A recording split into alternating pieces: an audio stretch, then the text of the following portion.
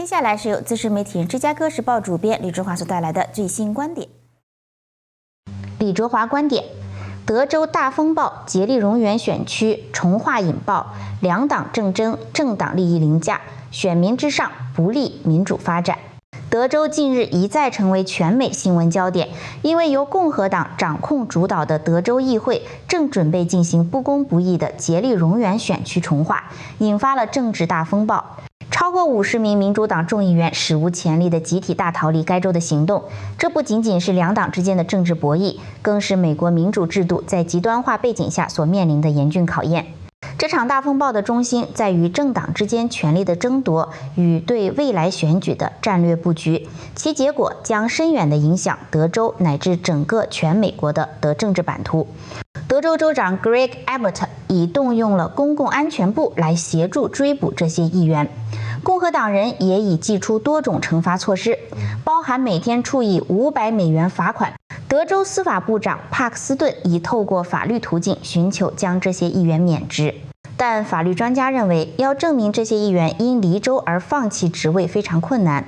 而州权力跨州执法也缺乏法理依据。民主党议员吴元之在落脚的芝加哥反批德州州长无权剥夺民选职位，那是对异议的民主人士的镇压。选区重划本是美国每10年一次人口普查后例行的政治程序，旨在根据人口变动重新划分选区，确保代表的公平性。然而，当这项程序被当作单一政党巩固权力、削弱对手优势的工具时，它就演变成了不公平的竭力蝾园划分。德州共和党提出的新地图被普遍视为一项极端的不公平划分策略，让原本属于民主党的安全席次变得岌岌可危，从而在2026年中期选举中一举夺走多达5个国会席次。这不仅将使共和党在德州州内的主导地位更加牢固，更可能帮助他们在华盛顿特区以极其微弱的多数席次扩大在众议院的控制权。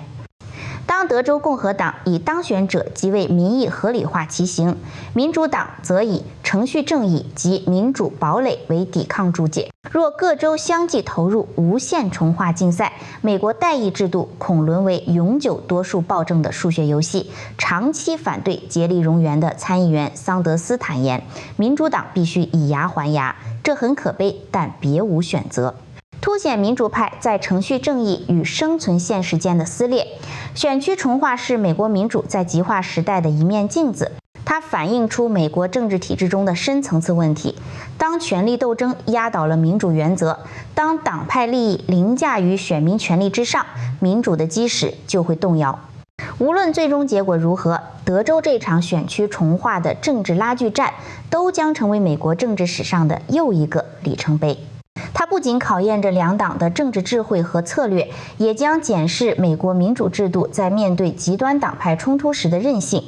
这当然也是一场以民主为人治的权力劫持，非常不利民主的发展。最终受害的还是广大的美国人民。这场德州大风暴的另一个耐人寻味之处，在于一州州长 J.B. Pritzker 对德州民主党议员的欢迎与支持。